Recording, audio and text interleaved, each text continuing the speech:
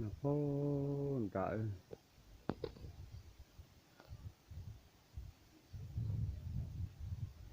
để con trâu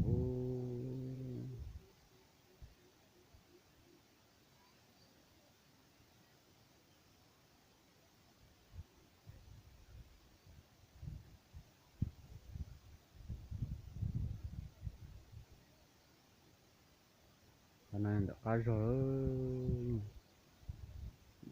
nó tiêu tiêu tiêu nó cố kiểu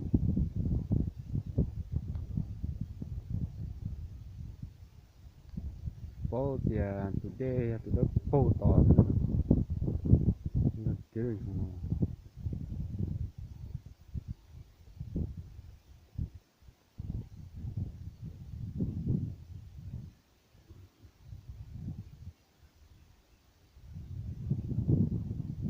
nó bé là lạt đấy